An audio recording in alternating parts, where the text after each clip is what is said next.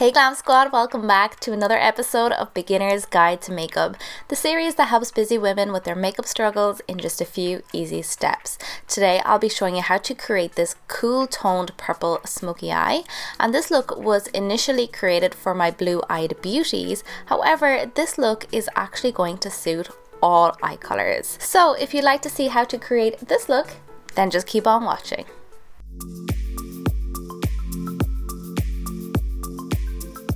For this look, you're only going to need 3 different eyeshadows, your mid-tone or your transitional shade, a deep purple, and also a highlight shade. You can use shadow shields, but these are optional, but I'd recommend for beginners as they make your life so much easier.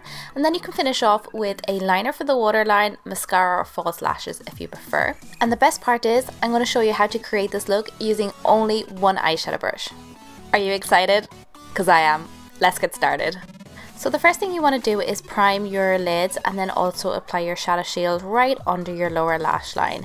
This is great for catching any fallout from the eyeshadow, particularly if you're wearing makeup already, and it also helps you create the shape of your shadow as well. So handy.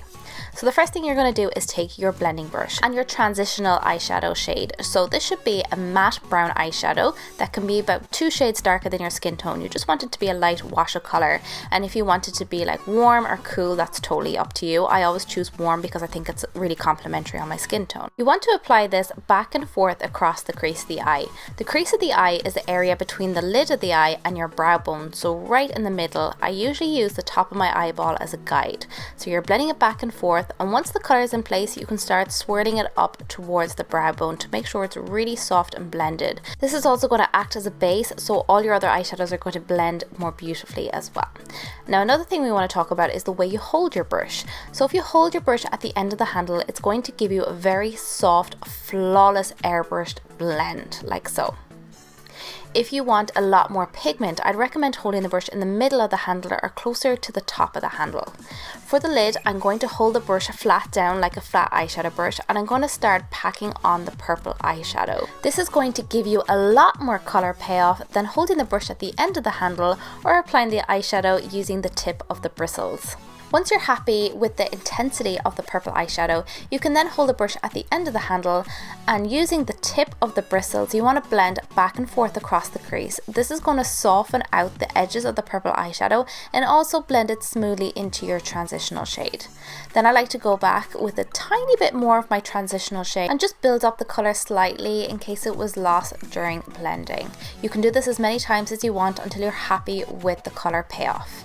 Now here's another top tip. You want to hold the blending brush with your index finger, middle finger and your thumb, and this is going to compress the bristles so it gives you more of a pencil brush effect. And then you can blend the purple across your lower lash line to smoke it out and connecting it with the top lash line. When doing a dark smoky eye, it is important to bring some light back into the look. So I'm taking a little bit of the shimmery highlight shade and just applying this in the inner corner of the eye and also just under the brow bone. This will tie the whole look together and brighten and open your eyes. I just swapped up my brushes because I wanted a clean one, but you can just spritz your brush in between and use the same brush. I then applied a little bit of white liner to the waterline. I recommend using white if you want to open up your eyes and make them pop. Black is great if you want more of like a sexy, sultry look. And that's it. I really hope you enjoyed this week's lesson. If you'd like to see more of my makeup lessons, you can check out my Beginner's Guide to Makeup playlist.